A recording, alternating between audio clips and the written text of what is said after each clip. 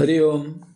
अध्यात्म रामायण, अरण्यकांड, सर्ग 5, प्रवचन क्रमांक 65. शूर्पणखा, भाग 4. श्रुत्वा तत्सूक्तवाक्यैश्च दानमानादिभिस्तथा आश्वास्य भगिनीं राजा प्रविशेष स्वयं गृहं तत्र चिंतापरो भूत्वा निद्रां रात्रौ न लब्धवान.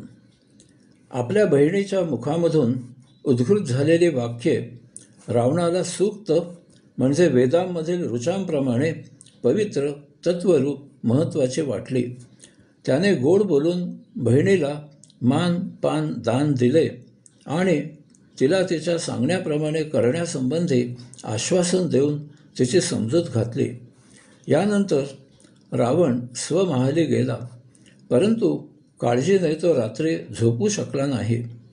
एखादी घटना जेव्हा आपण पाहतो, ऐकतो, त्यावेळी प्रतिक्षिप्त क्रिया म्हणून त्या घटनेशी आपला काही संबंध आहे का याची स्मृती आपल्याला सर्वप्रथम आठवण करून देते. तसे नसेल तर आपण त्या घटनेचे त्रयस्थ नजरेमधून विश्लेषण करू लागतो. परंतु जर त्या घटनेशी आपला काही संबंध असेल तर मात्र आपण त्याकडे त्रयस्थ नजरेमधून पाहू शकत नाही. एखादा त्याच्या मुलीच्या लग्नाचे निमंत्रण द्यायला आला की आपल्याला लगेच आपल्या मुलीचे लग्न ठरले तो प्रसंग आठवतो. आपण ती आठवण समोरच्याला सांगतोही. रस्त्यामध्ये अपघात पाहिला की मागे आपला किंवा आपल्या ओळखीत झालेला अपघात क्षणार्धात आपल्याला आठवतो. यानंतर त्या अपघातात आपले कोणी ओळखीचे नाही ना याची आपण खात्री करू लागतो. श्रोता मिळाला तर आपण त्या अपघाताची स्मृती त्याच्याजवळ बोलून जागवितो. या आठवणी स्मृतीमधून एक प्रतिक्षिप्त क्रिया म्हणून क्षणार्धात जागविल्या जातात. रावणाचे नेमके असेच झाले. हे असे विपरीत वृत्त शूर्पणखाकडून समजल्यावर त्याची स्मृती जागृत झाली आणि रावणाला यामागील घटना आठवू लागली. महापराक्रमी बंधू खरं, त्रिशिरा आणि दूषण असे दोन महाबलाढ्य सरदार, अत्यंत कडवे, क्रूर, चिवट लढवय्ये असलेले 14,000 सैनिक एकट्या रामप्रभूंकडून मारले गेले. मग याचा अर्थ यद्वान रामो मनुज परेशो माम हंतुकाम सबलं बलौघयैः संप्रार्थितोऽयं द्रुहिणेन पूर्वं मनुष्यरूपोऽद्य रघोः कुले भूतः. राम हा मानव नसावा. पूर्वी ब्रह्मदेवाने आत्मपरब्रह्माला प्रार्थना केल्याप्रमाणे वानरसनाबरोबर घेऊन मला आणि माझ्या सैन्याला मारण्यासाठी परमेश्वराच्या इच्छेने परमेश्वरच रघुकुळात मनुष्यरूपाने जन्माला आला असावा. यावर रावणाने दीर्घ वेळ विचार केला की मी जर आत्मपरब्रह्माकडून मारला गेलो तर मी वैकुंठाचे राज्य उपभोगीन, परंतु तसे न घडल्यास मी चिरकाल राक्षसांचेच राज्य उपभोगत राहीन. यास्तव मी आता रामाकडे जाणे इष्ट आहे.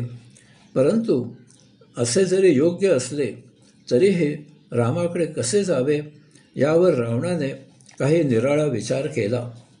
इत्थं विचिन्त्यखिल राक्षसेंद्रो रामं विदित्वा परमेश्वरं हरिं विरोधबुद्धयैव हरिं प्रायामि धृतं न भक्त्या भगवान प्रसीदेत. निरनिराळ्या प्रकारे विचार करून सर्व राक्षसांचा राजा रावणाने राम हे आत्मपरब्रह्म पुरुषोत्तम आहेत हे जाणले.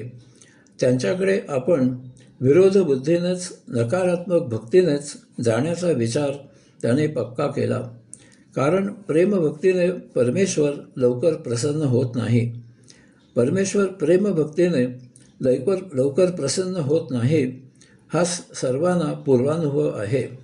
कारण यासाठी प्रदीर्घ काळ साधना उपासना करावी लागते. परमेश्वर भक्ताची कठोर परीक्षा घेतो. एरवी तेथे प्रवेश होत नाही. परंतु जर नकारात्मक भक्ती असेल तर परमेश्वर लवकर प्रसन्न होतो हा पूर्वानुभव आहे.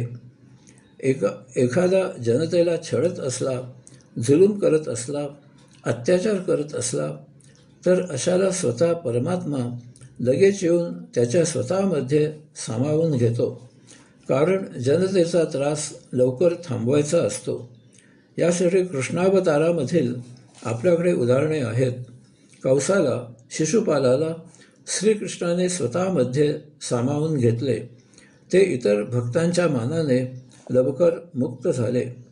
परंतु एखादा भजन, पूजन, अर्चन, नर्तन, प्रवचन, कीर्तन इत्यादीद्वारे साधना करत असला तर अशी ही साधना परमेश्वराला फारच आवडते आणि म्हणून अशाला आत्मपरब्रह्माचा प्रसाद तत्काळ मिळत नाही. त्याच्या उपासनेत परमात्मा रममाण होतो. अशा भक्तामुळे आत्मतत्वाचा प्रसाद आणि प्रचार होत असतो. यामुळे अशा भक्ताला सामावून घ्यायचे काही काळ राहून जाते. याचा अर्थ आपण नकारात्मक भक्ती करावी असा घेऊ नये. ते महा कठीण आहे. आपल्यासाठी सकारात्मक भक्तीच योग्य आहे. हरिओम.